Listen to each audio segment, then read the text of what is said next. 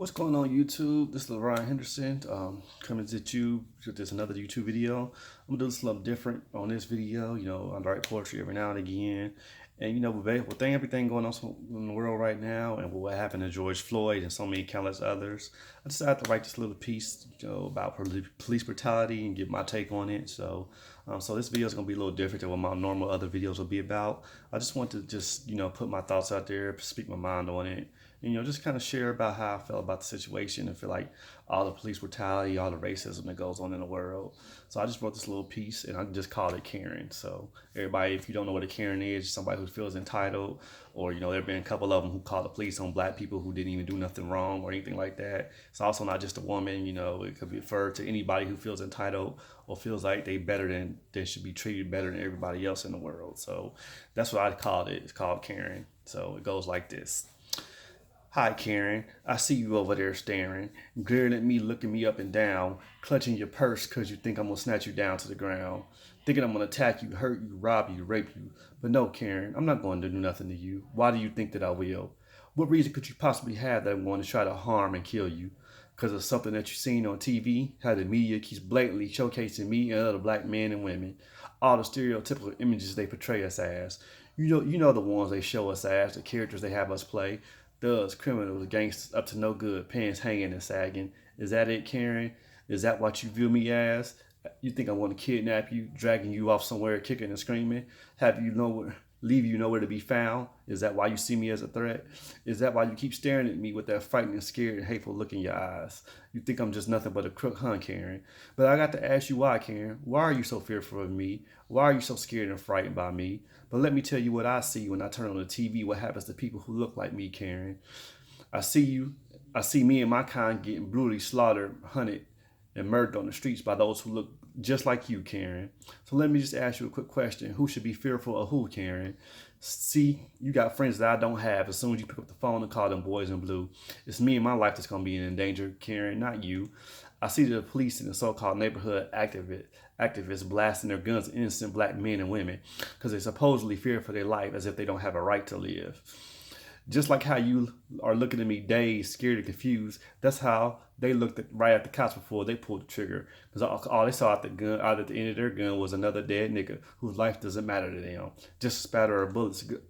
It's just a splatter of gun bullets sprayed as another lifeless black body laid on the ground. Now another life and family shattered. Why?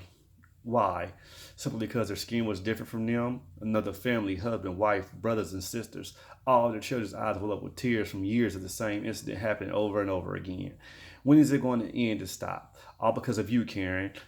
Have this falsified fear of black men and women you calling the cops. But let me ask you a quick question, Karen. Why you staring at me fearfully before you pick up the phone and call the police on me? Because I'm black and cause me to be attacked. The same fear that's being instilled in you by the media of me and my kind is the same fear that I have of police murdering and killing me. I have to ask why.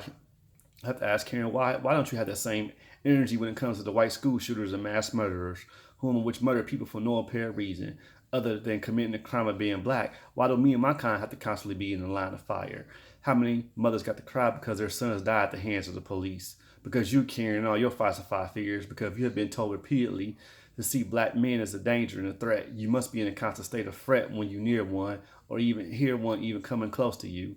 Let's see how many has it been now. Too many to count now. Y'all so quick to pull your guns when a man is simply going for a run, when a man is going on a daily jog on my Aubrey. What were you so scared of, Karen? How dare an innocent man go out for a jog simply for his health and well-being? But you should see him as yet another threat, as someone who didn't deserve to live, simply because his skin looked just a little different. You felt he deserved death yet again. You were so-called afraid. Why were you so afraid of Ahmaud Aubrey, Mike Brown, Trayvon Martin, Tavion Rice, Philando Castillo, so many countless others, Karen? But let's flip the script just for a minute, Karen. Let's bring it back to the white school shooters, whom of which you don't seem to be so afraid of. How is it that they get arrested so easily and peacefully? You don't seem to be so afraid or seem to be as threatened or have a fear of your life. Then do you, Karen? Even when they leave several notes about their vicious plans of their evil massacres, even after telling several classmates of their hate crimes and schemes, yet no police are called, even if they were, no arrests were made, at least not until their hateful attack took place. Only after countless lives were lost did an arrest get made, but then it was too late. They already committed the crime they intended. In typical media fashion, they got top billing on the news and labeled as mentally ill, even though they killed and took the lives of innocent people. You don't seem to see them as threatening or have a fear of your life, do you, Karen? Seems to me that you only feel with fear when the skin color is black or brown. Is that right, Karen? Because with every black person that you have so violently killed, none of them have weapons or not a danger to you or society. See, we can't sleep, we can't eat, we can't breathe, we can't come home from work, we can't relax, we can't take a nap, we can't live in peace, we can't take a knee to protest in peace, Colin Kaepernick. We can't speak out, LeBron James, shut up and dribble, without you being afraid of us, Karen. The simple things that you do and to take for granted in your daily activities, we do the same and you perceive them to be a threat, Karen, and I have to ask why. Why or how does it even remotely pose a threat to you? When you see the skin is black on the ground, let's get down on the ground, shoot first and ask questions later.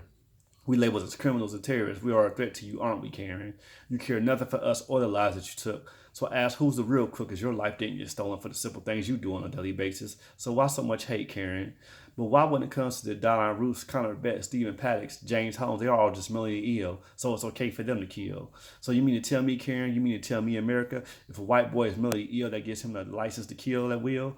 Because he was bullied in school and didn't fit in with society rules, he just go, so he can just go and pick up tools of mass destruction, go out and cause mass hysteria. He can carry freely automatic weapons, and his mental illness is to cause an excuse that he can shoot up schools to cause mass chaos and confusion. Never mind the fact that they get found armed with military-style weapons and bombs, armed with enough ammunition to start a war, but yet all the unarmed, murdered, innocent black people are deemed as the common criminals and threats.